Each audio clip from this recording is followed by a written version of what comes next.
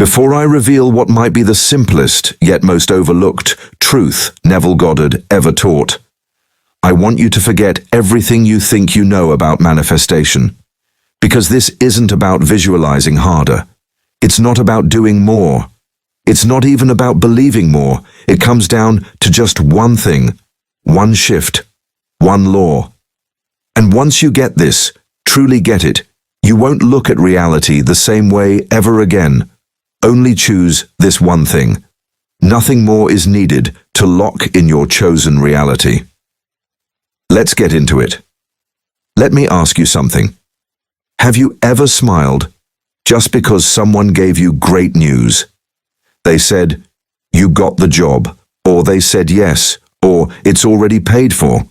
And in an instant, your whole body changed. You didn't have to try to feel happy. You didn't have to convince yourself to believe it. The moment the news hit, you felt it. Effortlessly. Automatically. That's a physical event creating a feeling. Totally normal, right? We've all experienced that. Now flip it. What Neville taught was this. If the outer can change the inner, then the inner can absolutely change the outer. It's not philosophy, it's law. The law of reversibility. He didn't mean it as a metaphor. He meant it literally. If receiving money would make you feel safe, then feeling safe, deeply, truly, right now, can call in the money. If falling in love would make you feel whole, then feeling whole first brings love straight to you. The feeling isn't a reaction, it's the cause. This flips everything. Because instead of waiting for life to give you a reason to feel something, you give yourself the feeling now. And life responds to that. You're not responding to the world anymore. You're instructing it. So the question isn't, when will it happen? The real question is, can I feel it now? Because if you can, you're not just imagining a new reality, you're activating it now. So how do you possibly do that? How do you take something that seems invisible, emotional, internal, and use it as the cause of something physical and external?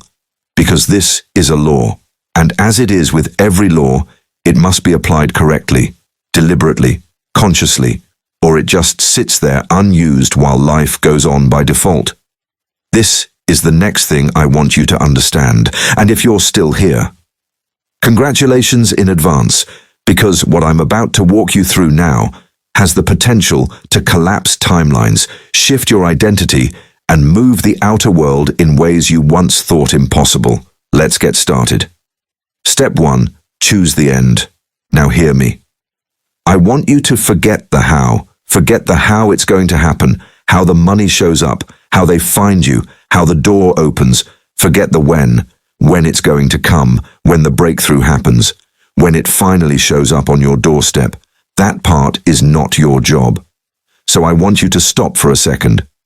Pause, breathe, and ask yourself this. What is the one thing that if it happened today would shift everything for you? Not 5 things, not a wish list, just one. Think of it like a combination lock.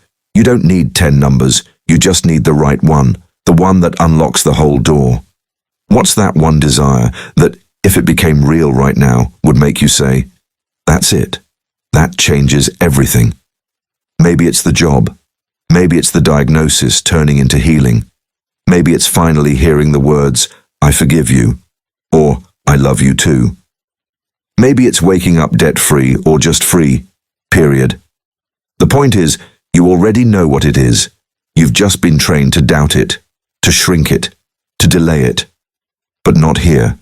Not in this space. Not in this teaching. Maybe it's the relationship that brings you home to yourself, or the creative breakthrough that finally lets you breathe, or walking through the front door of the house you thought you'd never afford. Or maybe it's just peace, deep peace, the kind that doesn't need a reason. Whatever it is, don't overthink it. This isn't about picking what's most likely. This is about choosing what's most true. What lights up your spirit when you think about it? What makes your shoulders drop when you imagine it already being done? That's it. That's the one. And when you know what that is, you lock it in, like setting a GPS. You don't have to know every street, every stoplight, or every turn. You just plug in the destination and let the route unfold. You stop entertaining alternatives. You stop asking if you deserve it. You stop wondering if it's realistic, because none of that matters anymore. You can even recreate any image you see on the internet. Just upload your own content and it will match the style and create it for you. You choose it, fully, boldly. Now, step 2, reverse the current. Now apply the law. This is where the shift happens. This is where you move from hoping to creating. This is the moment everything starts to turn. Ask yourself this simple question. How would I feel if I already had it? Not, how would I celebrate it later? Not, how would I convince myself to believe? But, what emotion would flood my body if it were done right now? Don't brush past that. Seriously. Don't just hear me say it and nod along. Actually sit with it.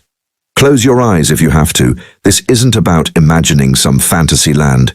It's about finding the feeling, the emotional frequency of your fulfilled desire. Visuals are helpful, sure, but this is about emotion. This is about energy. Would you feel relaxed, grateful, confident, secure?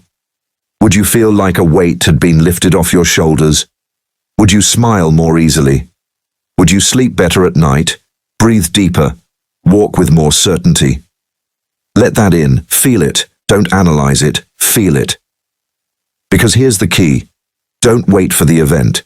Generate the emotion, right now, right here, before anything changes out there. You're not reacting to circumstances, you're setting the tone. Because remember what we said, if the result can trigger the feeling, then the feeling can bring the result. That's reversibility in action. You're flipping the current. You're shifting from being a receiver of external change to being the signal that causes the shift. And listen, I know your brain might want to interrupt. I know the thoughts that come up, but it's not real yet. But what if I'm just pretending? But how long do I have to keep doing this? Let me be direct. You're not pretending. You're training. You're taking back authorship. You're moving out of being a passive character in your own life and stepping into the role of creator. And the more you practice feeling from the end, the more natural it becomes. At first, it might feel like a stretch. It might feel like you're imagining someone else's life. But keep doing it. Keep returning to that feeling, that inner alignment, until one day, it's not an exercise anymore. It's just who you are. It's how you wake up. It's how you move. It's how you exist. And once that happens, the world has to respond. Step 3. Dwell in the state. All right, this part is where most people slip. So, stay with me. This isn't pretending. Let's get that straight right now. This is not about faking it. This is about identifying. You're not trying to believe something that doesn't feel true. You're not sitting there chanting affirmations, hoping they'll eventually sink in. No, you're stepping into the version of you who already has it. Now, that version of you already exists. You're not creating it, you're connecting to it, you're remembering. Neville said, "You must feel yourself into the state of your answered prayer until it has the tone of reality." Not just think about it, not visualize it once and go back to your doubts. Feel yourself into it until it's real, until it clicks, until something inside you goes, "Yeah, this is me now." Because if it still feels like a costume you're trying on, you haven't moved in, you're just visiting. And here's the thing, you don't visit your desire. You live in it. You wake up as that version of you. You breathe like them. You respond to life like they would. What would they say yes to? What would they walk away from? How would they carry themselves? That's how you dwell. That's how you stop chasing and start embodying. You don't have to get it perfect. You don't have to feel 100% locked in every second. But the more you return to that state, the more natural it becomes. And the less you identify with the version of you who's still trying. So I want you to hear this loud and clear. Stop renting your desired reality. Buy it, move in, make it yours. Because when you dwell in the state, you're not waiting anymore. You're living it. And when you're living it, life lines up accordingly. This is the next powerful thing I want you to do. In fact, it's the first real action I want you to take today. Declare it. In the comments, on your story, in your journal, anywhere. But get it out of your head and into the world. Drop a comment right now and type, I feel, and then fill in the blank. I feel wealthy. I feel chosen. I feel free. I feel at peace. Whatever it is, lock it in with your words. Don't just think it, declare it. Speak it with conviction. And if this sparked something in you, hit the like button so this message reaches more people who need it.